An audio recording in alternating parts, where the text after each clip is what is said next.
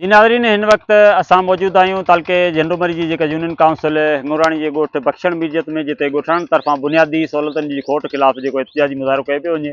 अचो त साणु ॻाल्हि ॿोल करण जी कोशिशि कयूं त वधीक उन्हनि जो इन हवाले सां छा चवणु आहे। असांखे न रोड ॾिनो वियो आहे ऐं न वरी असांखे स्कूल आहे असांजे ॻोठ में।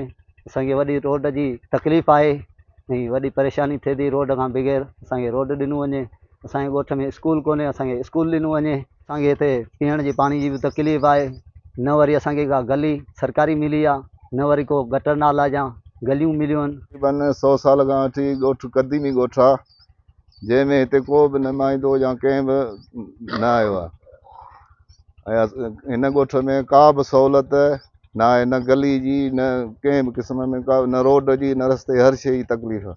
न नलको मिलियो आहे, न त का मिशन, न का बि अहिड़ी शइ सहूलियत आहे। उहा असांखे कंहिं बि नुमाइंदे हेठियनि तबिके वारनि कंहिं बि कोन ॾिनी आहे, न को असां वटि आया आहिनि वोटनि खां पोइ।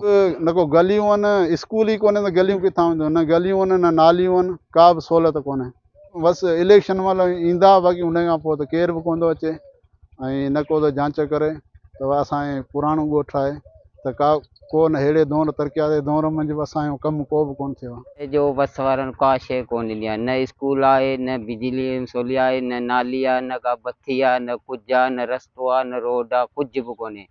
असां माना बरसाति पवंदियूं पोइ हेॾे पाणी मां मटियो वञे, माना रेड़ो उहो बि नथो हले सघे। असां माना वॾी नाइजाती आहे, पाणी अचे बस वारनि जी अपील आहे त वराए महिरबानी असांजे ॻोठ जी जांच पड़ताल कई वञे। जी नाज़रीन, हिते मौजूदु ॻोठाणनि जा तव्हां वीचार ॿुधा। संदन चवणो त हिकु सदी खां मथे जो जेको ही ॻोठु आहे बख्शण मीजियत, जिते हिन वक़्तु जदीद दौर में बि बुनियादी सहूलियतुनि खां महरूम आहे। हिननि जो मुतालबो आहे तक जे चूंडियल नुमाइंदनि खां त खुदारा फौरी तौर ते नोटिस वठी ॻोठाणनि खे जेके बुनियादी सहूलियतूं फराहम करे कानून बेचैनी ख़तमु कई वञे। कैमरामैन नासिर अब्बास मीजियत सां गॾु रज़ाली मीजियत, सन TV न्यूज़, झंडूमरी।